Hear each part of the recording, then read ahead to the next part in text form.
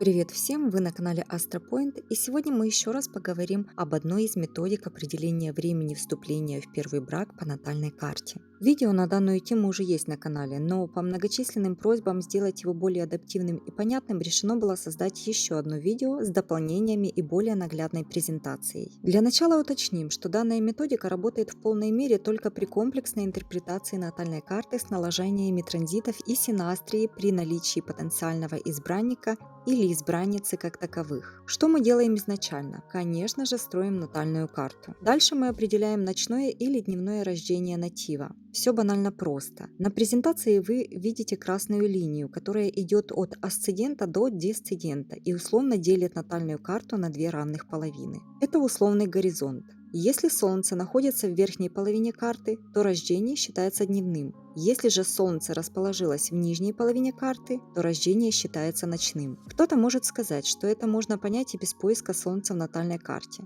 Но на самом деле не всегда. Если человек родился во время визуального восхода или заката, то все же надежнее смотреть дневное и ночное рождение по Солнцу в натальной карте. После того, как определили дневное и ночное рождение, переходим к следующему этапу. Определяем сигнификатор первого брака. Зачем это вообще делать? В дневного и ночного рождения разные сигнификаторы первого брака. Итак, сигнификаторы дневного рождения. Для женщин это Солнце, для мужчин Венера. Сигнификаторы ночного рождения. Для женщин Марс, для мужчин Луна. После определения планеты сигнификатора для конкретного человека мы переходим к следующему этапу. Определяем, в каком квадранте натальной карты находится та самая планета-сигнификатор, которую мы определили до этого. В натальной карте есть 4 квадранта. Это участки, которые образовываются при условном делении карты двумя красными линиями, которые вы сейчас видите. Одна линия от асцендента до десцендента и вторая линия вертикальная от МС до ЕС.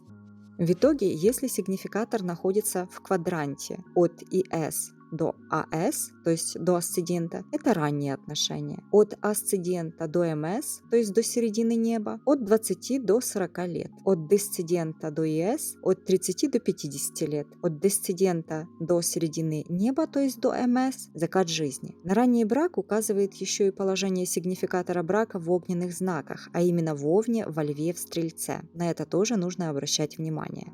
Дальше расскажу интересную информацию, которой я решила дополнить видео. Когда мы анализируем сигнификатора брака в домах натальной карты, то тоже получаем некую дополнительную информацию. Сигнификатор брака в первом доме. Вы ищете партнера, похожего на вас, того, кто будет разделять ваши интересы, чувства и личные устремления. Счастье в браке зависит от аспектации сигнификатора. Естественно, если аспектация хорошая, счастье есть. Если плохая, это не очень хорошо.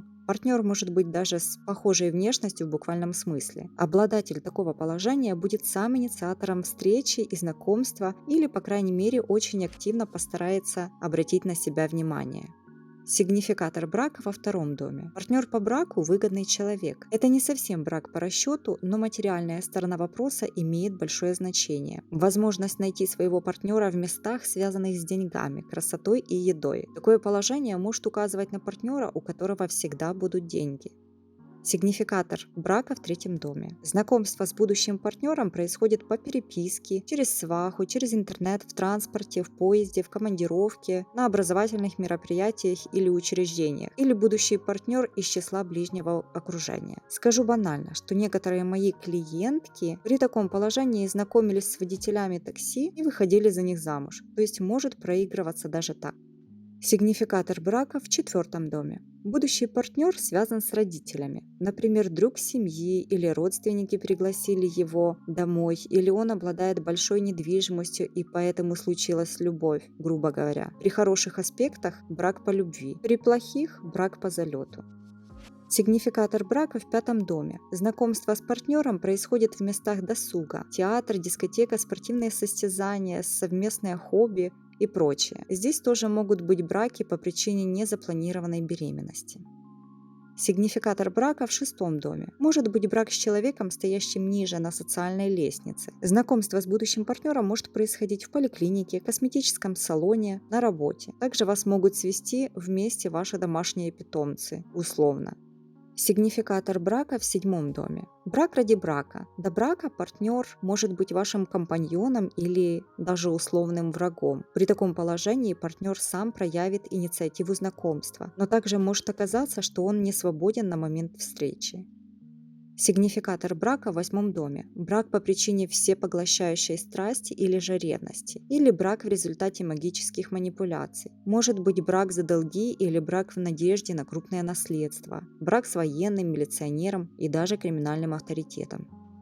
Сигнификатор брака в 9 доме. Будущий партнер может быть встречен в вузе или вы знакомитесь с ним во время путешествия, заграничной поездки, посредством связей за границей. Супруг может быть издалека или иностранцем. Также знакомство может пройти во время религиозного собрания, на каком-то научном симпозиуме, может быть юристом или около того.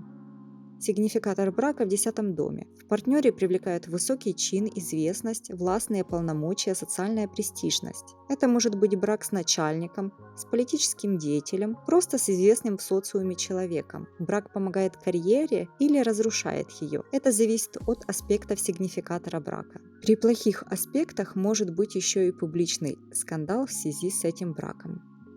Сигнификатор брака в 11 доме. Ваш будущий партнер – один из ваших друзей, или вы познакомитесь с ним в компании ваших друзей, на дружеской вечеринке, или друзья вас познакомят. Или вы с будущим супругом или супругой посещаете один клуб, участвуете в одном общественном движении или познакомились на общем собрании. Партнер может иметь детей, в воспитании которых вы будете принимать непосредственное участие.